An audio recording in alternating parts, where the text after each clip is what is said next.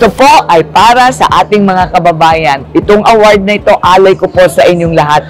Local government of Tarlac City, Tarlac, headed by the first ever woman city mayor in 228 years, Mayor Maria Cristina Angeles.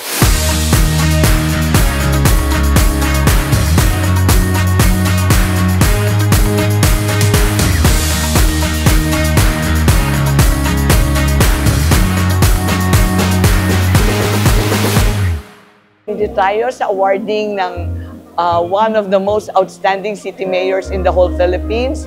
Rank 3 tayo in the whole country. And we're very, very happy and very proud to have this award para ito sa taong bayan.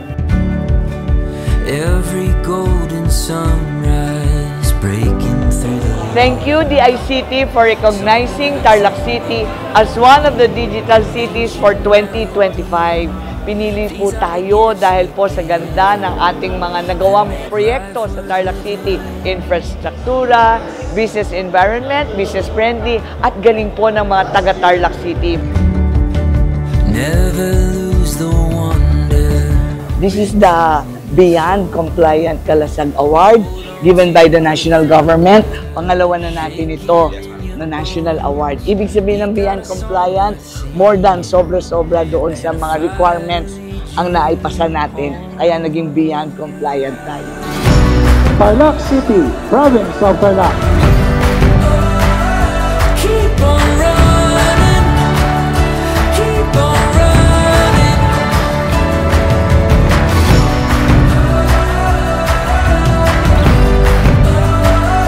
Keep on running, keep on running, running into the light.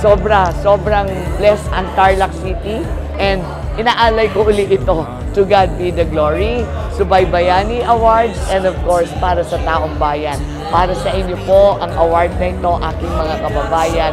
And of course, sa ating mga department heads na nagtrabaho, double time, triple time, para marami tayong awards na makuha for this year. Thank you.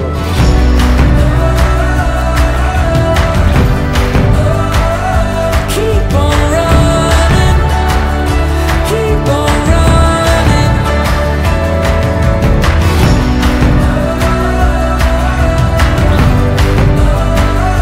Keep on running, keep on running, running into the light. When your mind is a wildfire and it's hard to read the signs, and you're surveying the damage done, you gotta run, run, run, run. No more looking in the rear view. See the new road before you. Don't give up, you've only just begun. Right now, andito tayo sa Manila Hotel to receive our SGLG Award for 2024. Ika-apat na nating SGLG Award ito. Kaya, again, to God be the glory. God is good. Hindi tayo pinababayaan. Tuloy-tuloy ang mga achievements and recognitions ng Tarlac City. Sa buong month ng November, we got 9 national awards. Pang-8 award na natin itong tatanggapin today. But of course, hindi po ako ito. Taong bayan po ito na nire-represent ko lang. Kaya thank you po, Lord. Another award from SGLG.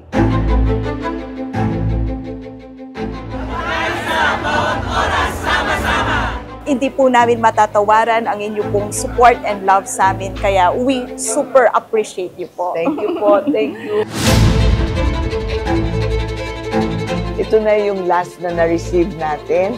And God is good. To Him be the glory. Thank you po, Lord. Naka 9 awards tayo in 1 month.